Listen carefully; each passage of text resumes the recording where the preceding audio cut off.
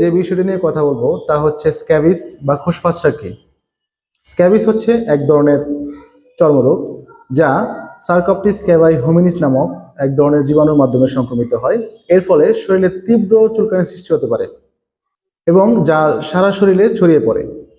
আসুন আমরা জেনে নেই এই রোগের লক্ষণসমূহ কি কি। প্রথমত, শরীরে তীব্র চুলকানি হতে পারে, বিশেষ করে রাতে। এবং এছাড়াও শরীরের বিভিন্ন অংশে বিভিন্ন ধরনের লাল লাল ছোট ছোট ছোপ ছোপ দাগের সৃষ্টি হতে পারে, বিভিন্ন গর্তের সৃষ্টি হতে পারে ছোট ছোট। তাছাড়াও হাতের আঙ্গুলের ফাঁকে ফাঁকে, বগলে, কোমর এবং যৌনাঙ্গেও এটি প্রভাবিত হয়। এটি কিভাবে ছড়ায়? শরীরের সংস্পর্শে আসলে এটি ছড়াতে পারে। এছাড়াও একই জামা কাপড়, বিছানাপত্র বা তোয়ালে ব্যবহারের মাধ্যমে এটি ছড়াতে পারে। পরিবারে বড়দের থেকে শিশুদের এটি খুব সহজে ছড়িয়ে পড়ে। আসুন আমরা জেনে নেই কাদের ঝুঁকি বেশি। পরিবারে শিশুদের এবং বয়স্কদের ঝুঁকির মাত্রা অত্যন্ত বেশি।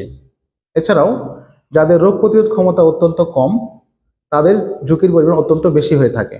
এর থেকে প্রতিরোধের উপায় হচ্ছে বিছানাপত্র, জামা কাপড় গরম পানিতে ভিজিয়ে রোদ্রে শুকাতে হবে।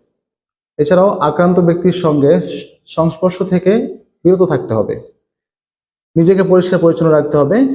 তবেই আমরা এই ধরনের চর্মরোগ থেকে মুক্তি লাভ করতে পারবো বা এর থেকে প্রতিরোধ গড়ে তুলতে পারবো।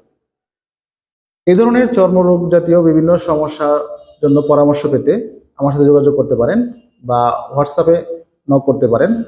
ইনশাল্লাহ চেষ্টা করব আপনাদেরকে ভালো একটি পরামর্শ প্রদানের মাধ্যমে আপনাদেরকে সহায়তা করার জন্য।